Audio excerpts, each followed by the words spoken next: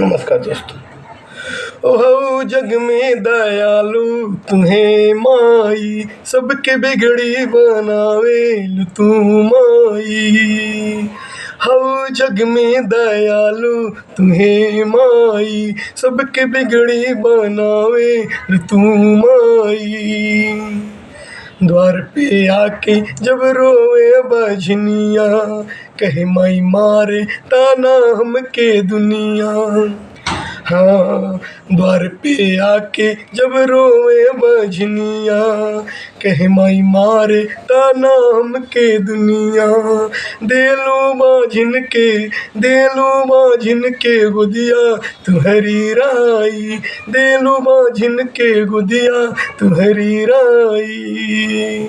हो जग में दयालु तुम्हें माई, सबके बिगड़ी बनावे तू माई, सबके बिगड़ी बनावे तू माई।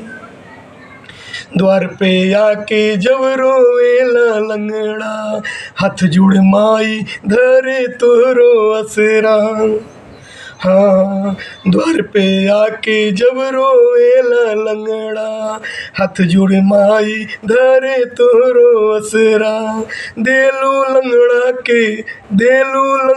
के पल में तू चालाई, देलू लंगड़ा के पल में तू चालाई। हो जग में दयालु तुम्हें माई, सबके बिगड़ी बनावे तू माई, सबके बिगड़ी बनावे तू माई। द्वार पे आके जब अंधेरा पुकारे, दिखे ना माई ऊ मन से निहारे।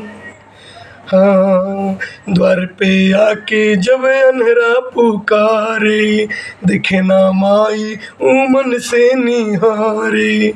देलू अंधेरा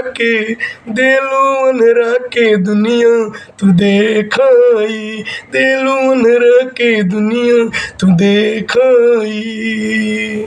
हो जग में दयालु तुम्हें माई, सबके बिगड़ी बनावे तू माई, सबके बिगड़ी बनावे तू माई। हमहू अइली माई तोहरे दुवरिया, बेटवा पे अपने फेरा तू नजरिया। हमहू अइली माई तोहरे दुवरिया, बेटवा पे अपने फेरा तू नजरिया। हमरो जीवन दे तू सफल बनाई, हमरो जीवन दे तू सफल बनाई। हो जग में दयालु तुम्हें माई, सबके बिगड़ी बनावे तू माई। हो जग में दयालु तुम्हें माई, सबके बिगड़ी बनावे तू माई। धन्यवाद दोस्तों। जय माता दी।